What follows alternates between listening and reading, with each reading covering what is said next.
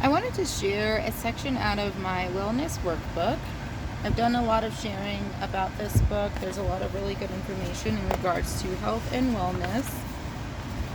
So I wanted to go into this topic here of lateral thinking. And it breaks down lateral thinking into different parts here.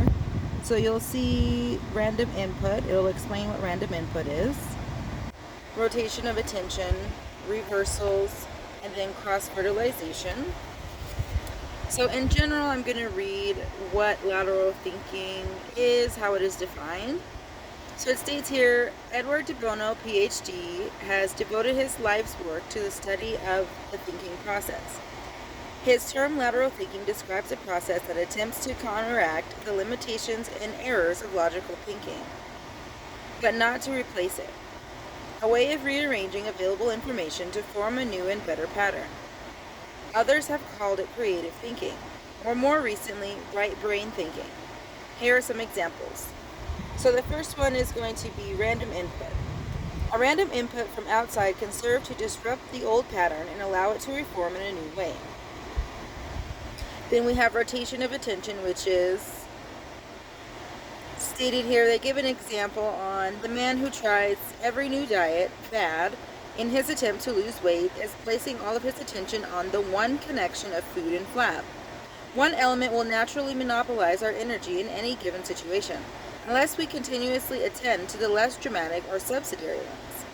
So I love how it tells you here, instead of focusing on, weight factor, focus on the other subsidiaries of losing weight.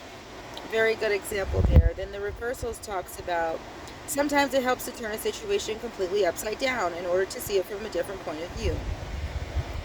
And then the last one here is cross-fertilization, which states this step involves getting input from a variety of other sources, books, and people. Sometimes it is most helpful to talk to someone who holds the opposite opinion to the one you support. Ideas generate ideas. The more input you have, the more discriminating you can become in your choices. So for someone such as myself who has taken college courses, understanding critical thinking, understanding what denotes thinking in itself, I think that it's really nice to really understand what constitutes thinking. How do you know when something is real from fact or when it's real from an opinion? I think it's really kind of hit to the times right now where we have a lot of people who are not really using their brains. They're not really thinking about what they believe. They don't know if their belief is their own or if it was procreated from someone else. If what they get from the internet is true information or if they have attended to a killing field of misinformation where they have consumed things that are not real and they have not tried to seek out real information from credible sources.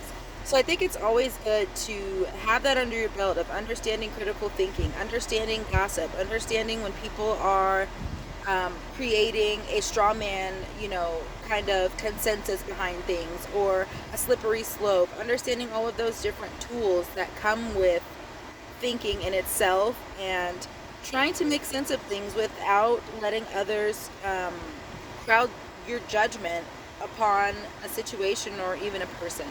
So I think this is a really good section here for anyone who is interested in critical thinking tools. This is definitely a really good book when it comes to understanding wholeness as a whole outside of just taking care of your body.